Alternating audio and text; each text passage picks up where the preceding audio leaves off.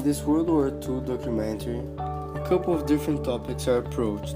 These topics include some numerous inventions and improvements developed during the war, the Manhattan Project, the changes in the medical field, and economic effects of the war.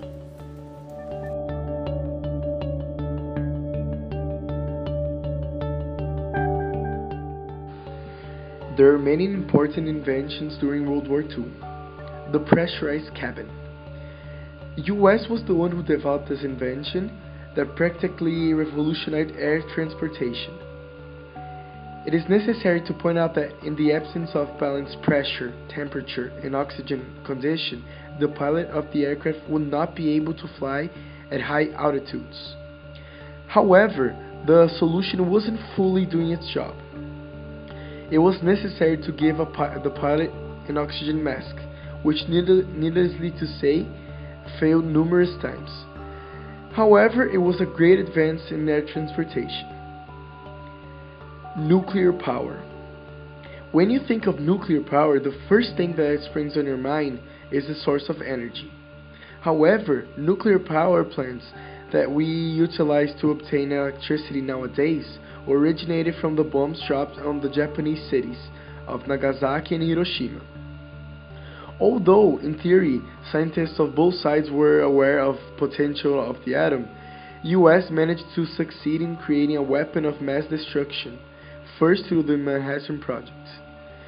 The debate of whether or not the world would be a better place without atomic power can go on forever, but the truth is that not only we would benefit from this cheap and clean electrical source, but it was probable that World War II would have lasted much longer, and its end could be different.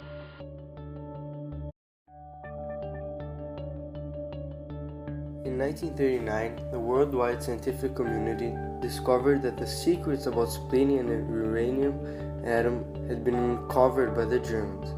This powerful discovery led to the fear that the Nazi could create a destructive bomb using the energy created by splitting the atoms. In late 1940s, Albert Einstein, a scientist who had fled from the Nazis to avoid persecution, was now living in the USA and decided to write a letter to the government about the capabilities of the Germans' discovery and the ability to create a bomb, asking the American government to also do so themselves. In response for this letter, Roosevelt started in late 1941 an effort to create an atomic bomb. The secret project was called the Manhattan Project. Together with Enrico Fermi, who escaped the fascists in Italy, Albert Einstein, Szilard, and other significant scientists researched about the creation of an atomic bomb. During the beginning, the research was limited to a few universities, but in December 1942, a group of physicists, led by Fermi, discovered how to perform a controlled nuclear chain reaction. Discovering how to perform a nuclear chain reaction showed that it was possible to create the atomic bomb, because it is through these reactions that energy is created. In a process called fission, the molecules are broken down, and in each reaction, the molecule's binding energy is released, creating the energy of the bomb. This led to a breakthrough of the government's limited investments on the matter. Funds were then allocated with more freedom, and the project advanced at a much faster pace. From 1942 to 1946, the Manhattan Project was under the management of Leslie Groves, a major general from the U.S. Army Corps of Engineers. Overall, the Manhattan Project created jobs for over 120,000 Americans, and there was a total investment of about $2 billion. The Manhattan Project, led by Leslie Groves, had a huge impact on our world. One of the impacts it had on Earth was the use of the atomic bombs at the ending of the Second World War. The USA exploded 2 atomic bombs on Japanese soil, one at Hiroshima and one at Nagasaki, creating a total destruction of about 185,000 people killed. This ended the war because it created a lot of fear to the point that the Axis had to surrender the war. Furthermore, this also created a worldwide fear wherein other countries would have to respect USA because of their bombing capability. On the Allied meetings of presidents from USA, UK, and USSR, tensions and fear increased because the war had ended and they didn't really need each other necessarily anymore. The creation of the atomic bomb was one of the causes of the Cold War, where the USA and the USSR constantly threatened each other to compete to show who had more power. In 1939, the United States was still in a severe economic depression. The New Deal created by the President Roosevelt, it had brought some relief to the population with a high unemployment rate, inflation, and scarcity.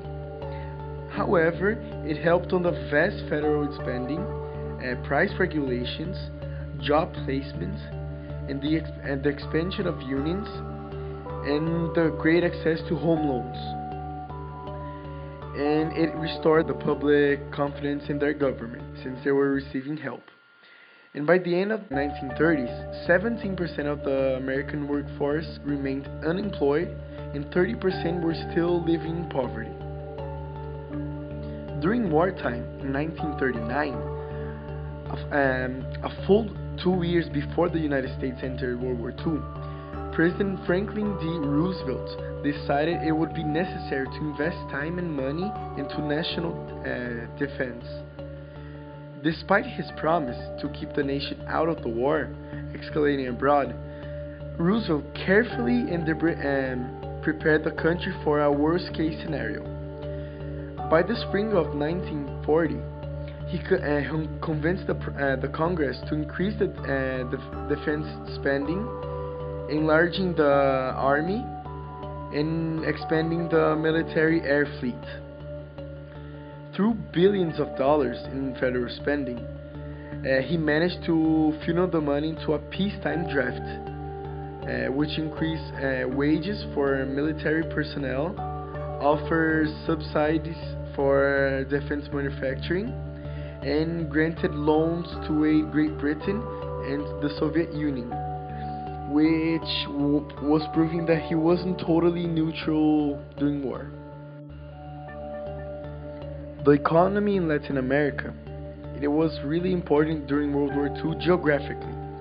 In order to protect the Panama Canal, combat the Axis influence, and optimize the production of goods for the war effort, the United States, through the Lend-Lease Act, it greatly expanded its interest in Latin America, resulting in a large-scale modernization and a major economic boost for the countries that were participating. Brazil benefited the most from the Lend-Lease Act during war, mainly because of its geographical position at the northeastern corner of South America, which allowed for patrolling between South America and West Africa, as well as providing ferry points for the transfer of American-made war materials to the Allies fighting in the North Africa. A lot of new and favorable treaties were signed with the United States, which offered loans and military aid, but of more importance was the drop of competition in Brazil's manufacturing industries. Brazil received 3/4 of the Lend-Lease assistance distributed in Latin America. Ecuador received some, mainly from building an air base in Galapagos, and both Colombia and Dominican Republic used the Lend-Lease Act to modernize their military in exchange of their participation in the defense of the Panama Canal and the Caribbean Sea. Morphine, as a painkiller, was widely used during World War II. Morphine is processed from the opium poppy plant, which is grown mainly in Turkey and India, which was known for a long time. However, there was a problem with pure opium. It was highly addictive.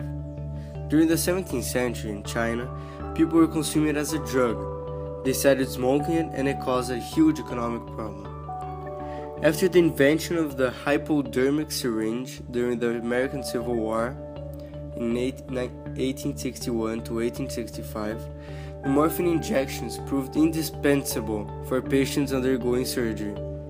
Injecting morphine into the blood proved more addictive than smoking or eating opium. During World War II, Squibb, a pharmaceutical company, developed a way for medics to administer on the front lines a controlled amount of morphine to wounded soldiers. The morphine would be distributed in small portions, similar to toothpaste. The morphine syringe prevented the excess use of the drug. If the drug was applied, the syringe was pinned to the casualty's collar to prevent overdosing of unconscious patients. It was a way to regulate the amount of morphine used in wounded soldiers and patients. Another medical advance during World War II was the plasma. Plasma is a liquid portion of the blood, a protein salt solution in which red and white blood cells and platelets are suspended. Plasma, which is 90% water, constitutes 55% of blood volume. It serves for a variety of functions, such as for maintaining a satisfactory blood pressure and supplying critical proteins for blood clotting and immunity. It also serves as a medium for exchange for vital minerals such as sodium and potassium, thus helping maintain a proper balance in the body, which is critical to cell function. Plasma is obtained by separating the liquid portion of blood from the cells.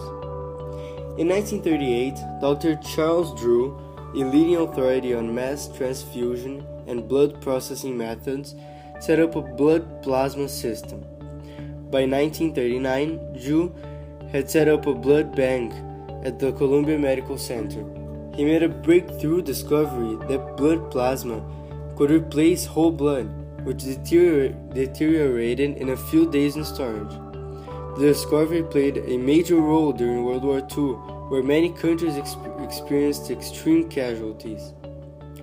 Blood was urgently needed for wounded troops as the war raged through Europe in 1940.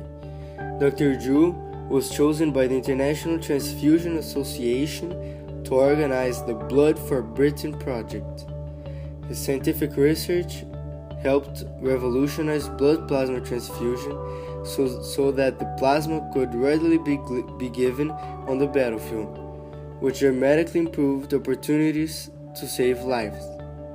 Because of its ability to reduce death from shock caused by bleeding, dried plasma became a vital element in the treatment of the wounded on the World War II battlefields. Thanks for watching. I hope you have learned a lot about the World War II. This was a documentary by Gustavo Frizarin and Cauê Aranha.